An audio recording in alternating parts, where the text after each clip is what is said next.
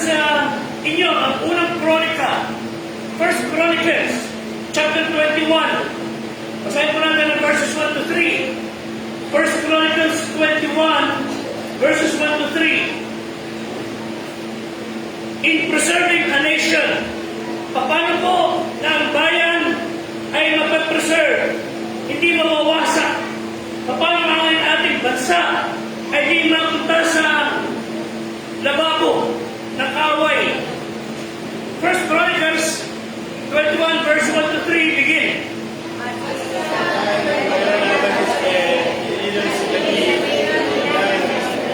Okay, you can do better. Second, lahat po tayo. Basta, begin.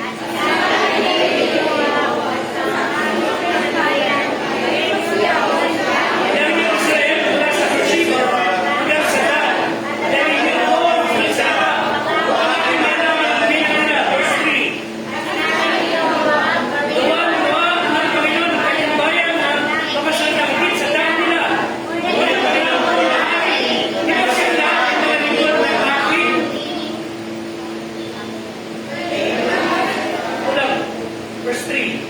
Yun, Panginoon, bakit kinakailangan ng Panginoon ko ang bagay ito? Bakit siya nagiging sandi at nagkakasalanan ng Israel? Pagpala ng Panginoon kanya salita, magsimpo tayo. Kaya niyo sinabi ng Bible, ha? Ang biyaya ng Panginoon Diyos sa langit ay sumating. Amen? Sa pangalan ni Kristo, ating Diyos at tagapagligtas. Ito ang ating binasa ay maraming kinalaman sa ikapapreserve o ikapapahamak na ating bayan. Kaya sabi sa verse 3. Tama yun dito, verse 3. Okay, yung last, yung kanina. Kaya po bakit siya, si Hari David, ang naging sali ng ipagkakasala ng Israel? Kaya niya, hari, leader, siya ang dahilan ng pagkakasala ng Israel. Balikin natin sa verse 1. Just listen, makinig kayo buti.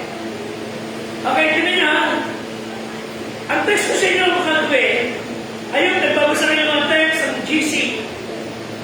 Todo ang gawa ng diablo para papagalin, abalahin, todo gawa ng demonyo para tayo ay tumigil sa pagsamba. Todo ginagawa ng diablo para gawin mo ng kwenta mga Kristiyana. Lagi na ginagawa ng diablo. Kaya pagkasabado, magliligo, pagkapakantam nyo, ayaw nyo magpunta sa church, tandaan nyo, ito nakatayo palagi sa harapan ninyo. Ano sabi ng Bible? At si Satanas ay tumayo laban sa Israel at pinilos si David na bilangan ng Israel. Every time, may bagay na gustong gawin ng Diyos para sa bayan. May gawin ng Diyos para sa inyo. Listen, may plano ng Diyos sa inyong buhay. Laging tatay sa Satanas sa inyong harapan para abalahin kayo. Lagi yan. May sinasabi siya magandang magulang mo. Andiyan diablo, tuturuan ka. Ismiran mo nanay mo. Sinunutan mo. Utos sa kanatapin mo ng magandang bagay. Sasabihin siya ng diablo, magandang ka.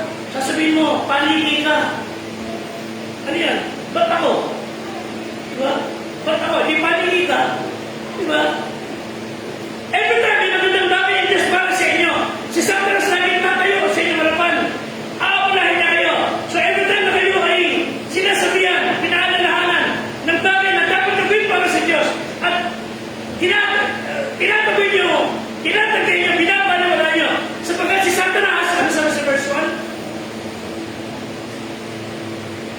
Nakatayo sa harapan nyo at makikilusin niya kayo. Si David, remember David?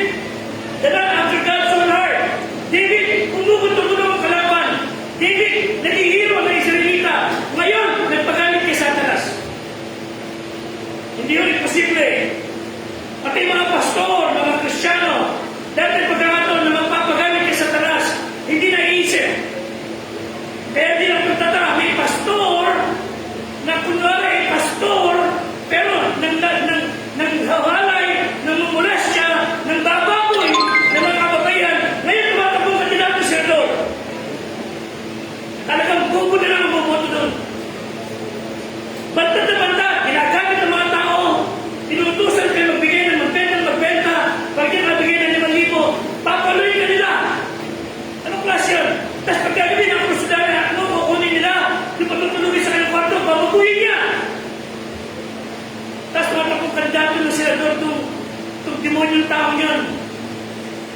At ikinakampanya pa. So either pastor, miyembro, kahit na silang tao, pag tinayo kayo ni Satanas sa inyong harapan at nakinig kayo, kaya rin pakilusin. Yun si David. Ano yung bagay? Ano sabi nila? Ano ba kung masama? Ito sa verse 2. Okay? Inutsukan ni Satanas si David, bilangin mo ang Israel. Tingnan mo kung gano'n ka kalakas. Ano ba ang masama ron? Oy! Huwag ka mo na magkanda sa church. Dito mo na tayo maligo sa bitbit. Ano ka naman ang masama ron? Di ba? O huwag ka mo na magpunta sa klase natin. Pwede naman ko sabi si ma'am, magpunta mag-test. Magpunta mo lang ka sa barkada. Lagi ako may gamit si Satanas na mali. At pinagpili ninyo, yari kayo. Ang tanong, bakit ito masama? Nabilangin mo Israel. Pinakikita rito, pinabilang ni David yung sundalo niya para sabihin, marami kami. Kaya namin kaibigan. It's a sin of pride and self-reliance. Wala sa tiwala sa Diyos. Pinuna ang bait ng Diyos. Again, you watch out. Pag may plano ng Diablo sa inyo, tatayo sa inyong harapan. Gagamit sa mga tao. Ano sabi ng Bible? Proverbs 1:10. Tandaan niyo darata. Proverbs 1:10. Basa. Hindi po sinabi ng Bible. Basa mga kapatid. Sige.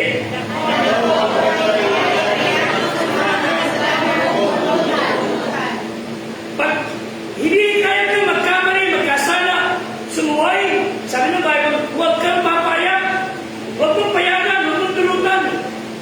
Alam niyo yung mga kapatid tayo ngayon, wala sa church, wala sila magawa. Kailan sila sa trabaho. Yung mga Krisyano, alam mo yan, hindi ba ako sa church, wala magawa. Yan may sakit, may karamdaman. Pero yung mga tao tayo wala sa church yan, wala lang. Wala lang. Binabalo na nila ang Diyos. Wala silang pakialam sa Diyos. Iba naman kaya wala ito na sa ibang church natin. Okay lang yan. Pero mga kapatid, naintindihan ng Diyos kung may trabaho ka, wala kang magawa, may karamdaman ka, wala kang magawa. Nakuha ng Diyos na yun. Pero yung mga tao na talaga nag-iisip ng paraan, dahilan, ayaw ka lang makita. Naasa ka sa mga ni Pedro. Ayaw ko makita to. Hindi po na sa church. Eh bakit siya nasakit ninyo? Andiyan na si Lord. Di ba? Abay, kung hindi ka punta sa church dahil sa kanya, eh di mo sa tingnan. Pero mga kapatid, ulitin natin. Ganap ang paglaban na gagawin ng Diablo, tatay sa inyong harapan. Ano sabi ng Bible? Huwag niyong payagan. Amen? Mali po ang buhay na sumusunod sa Diyos. Hindi tama ang babae kumapata sa kapwa babae. Lalaki sa kapwa lalaki. Pagka nabubuhay kayo ng ganung bagay, hindi na natungod ang Diyos. Hindi natungod ang Diyos sa kayo, may kununting kita o hindi nyo naalam. May kununting binigay na pera, ibinibili si Grillo, ibinibili na nabi, hindi po maganda. Lahat ang bisyo, lahat ang mali pumumuhay, hindi po maganda. Amen? Pati mga pastor, na mukhang pera, mukhang babae, mahalay para sa isip, wala sila dapat sa gawain. Pero alam niyo, pag sumasamayin lahat ng mga kaprostugan na yan, pag sumasamayin ng mga nagbebenta ng bumibili ng boto, kurakot, pag sumasamayin ng lahat ng yan, hindi po yan nasisira ng bansa. Hindi o. Hindi po yan ang may kakayahan umaanay ng ating bayan. Ano yung sisira ng ating bayan? Tayo na Kristyana. Second Chronicles 7:14. Mali ang mali mamumuhay. Hindi natin kinukonsinte. Mali ang bisyo. Mali ang sugat. Mali ang masamang bagay. Pero hindi po yun ang sisira ng bayan. Ang sisira ng bayan, yung mga Kristyano, walang pakialam sa Diyos. Basta mga kapatid.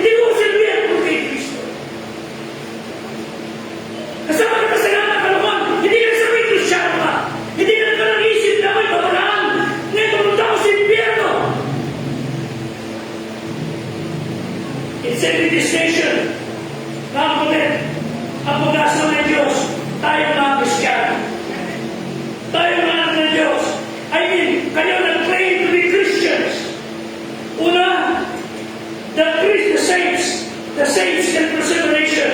Inasa natin sa 2 Chronicles 7:14. Kung magpapumula ang mga Kristiyano, ibig sabihin, ang linggo sa Diyos. Amen? The way you humble yourselves, Lord, yung gusto mo, gagawin ko. Hindi mo sila masusunod, ikaw ang masusunod sa akin. Tandaan niyo mga Kristiyano, tayo pati mga pastor, ang bayan ng Diyos, ang mga Kristiyano, at tayo magkasalam ng Panginoon para makakay ang ating bayan. Hindi mapunta sa kung saan. Hindi ang mga filosofiya, maling buhay ng mga tao, o maling prinsipyo ng iba. Ang Kristiyano, ang anak ng Diyos, ang pag-asa ng Diyos para makakay. Inasa natin kanina, 1 Chronicles 21. Balikan mo na ng verse 14.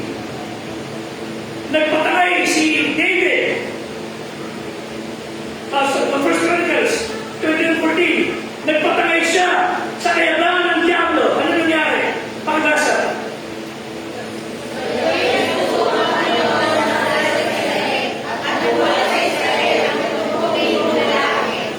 Church, listen. Nung nakinig si David kay Satanas, nagpadala din sa samot sa Israel, nadamay ang buong bayan at ang namatay 70,000 mga sundalo. Napahamak sila sa maling desisyon na ginawa ni David. Pinuno sila kailangan because of one little decision. Hindi na, Brad, isang naman ito eh. Isang Jopino ito. Taray ko na. Iniwan Pedro. Nasarapan. Subit si Paulo na isa pa. Ngayon, kumupo. Isang beses na maghapon daw.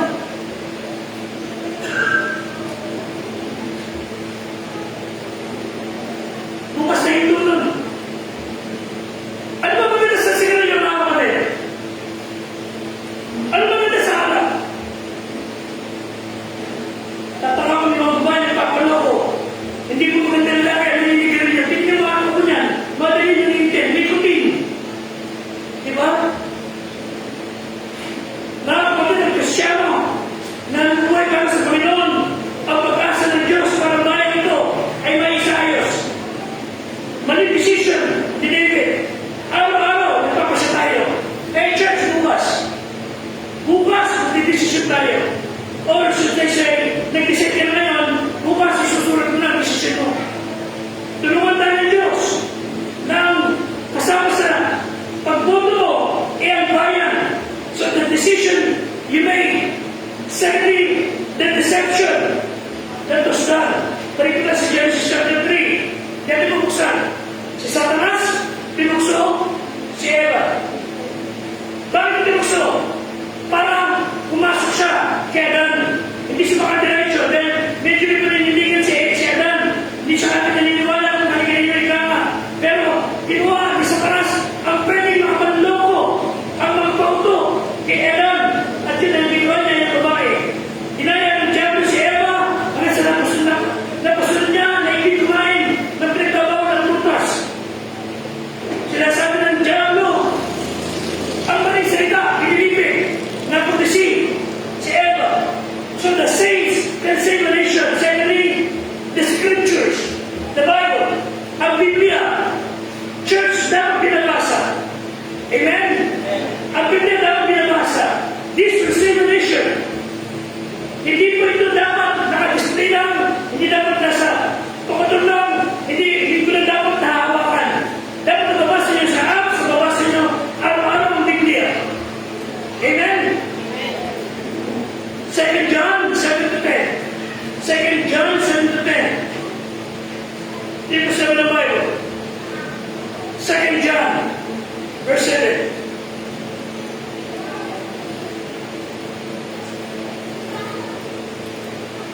Second.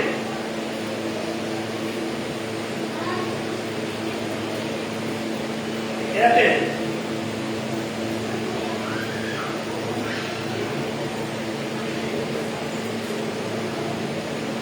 Pag sinabi ng Diyos, apoy. Apoy. Pag sinabi ng Diyos, impyerno, impyerno. Hindi po libingan yung sinasabi ng mga saksi. Sana ka ang libingan ng impyerno. Pero impyerno po ay apoy. Lugar na hindi naman tayo apoy. Verse 7.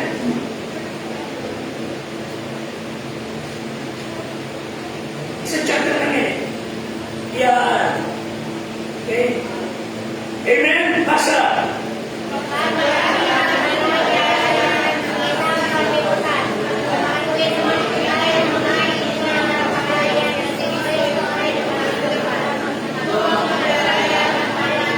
Ang legion na ay maniwala si Kristo Diyos, Antikristo. Anong pakailan ko kung sila pumapunta ng maraming tao?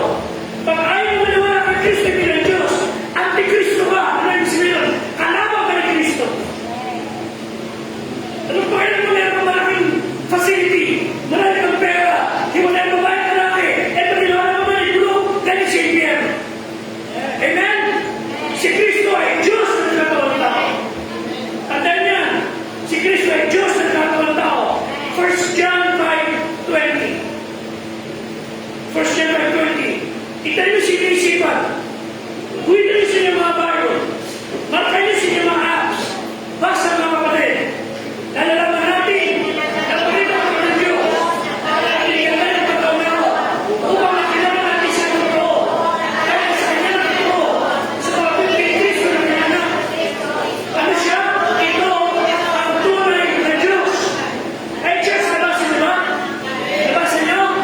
Yesu Kristo, ito ang tunay na Diyos. Amen?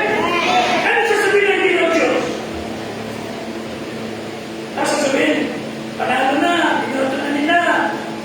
Ano naman? Di ba? Anak kayo ng Diablo, Antikristo kayo. Si Kristo, ito ang tunay na Diyos. Ang dami ng mga kapatid. Tapos inyong bahay, maganda ng biis, maganda magsinta, nandun si Kristo, tao lang ng Diyos. Sabi mo ba sa harap ng bahay ko? Tapos si impyerno. Nagtuturo mo yung demonyo. The scripture, the saints can save a nation. Paano bagay? Submission. Balik na si Genesis. Si Satanas, pinakaya naman si Eva para dayain si Adan. Ano na bakit? Dahil sa magitan sa lalaki, Romans 5:12. Sa magitan sa lalaki, papasok ka sa kasalanan. Romans 5:12, hindi mo nangyari. Pumasok ka sa ng mundo dahil kay Adan. At nais niya na mula kay Adan, dayain ang lahat ng tao. Hanggang sa dumating sa ating panahon, lahat tayo ay magkasala. Kung tutusin, no? Mga nanay, mga lola, mga namin po kayo. Pero nyo, itinahamak ni Eva ang buong libutan. Nagilig ang isang Adam sa isang Eva, kaya kasala ang lahat ng lahat ng tao. Sa isang maling desisyon ni Eva, nadama niya ang asawa.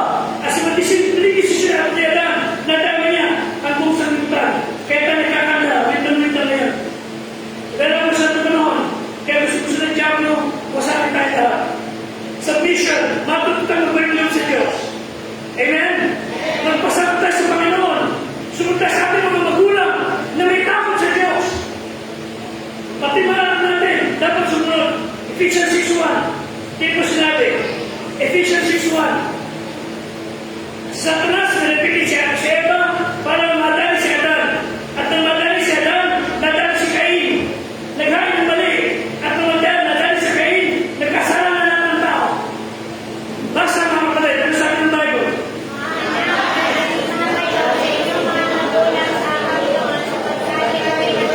Sumunod sa magulang nyo. Sa lahat ng tama. Hahaba buhay ninyo. Verse 2.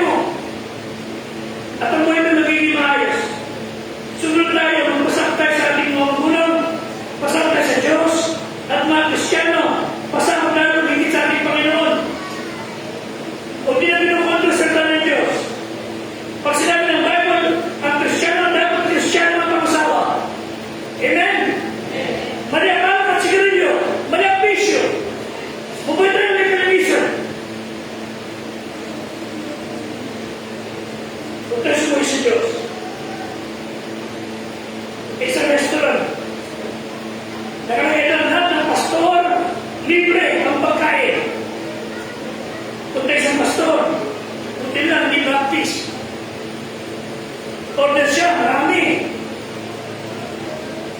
Tapos pagkasok kumain, may paano siya. Tinawag siya ng waiter, sir. Wala ko may bayad. Anong bayad? Parang dito, no? Lahat ng pastor libre.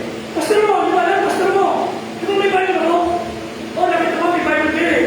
Kaya di ko alam ng pastor kayo. Bakit? Hindi ko kayo nakita nag-pray bago kumain. Pastor ka, hindi ko na nag-pray bago kumain. Ano nga ba, uy? Kaya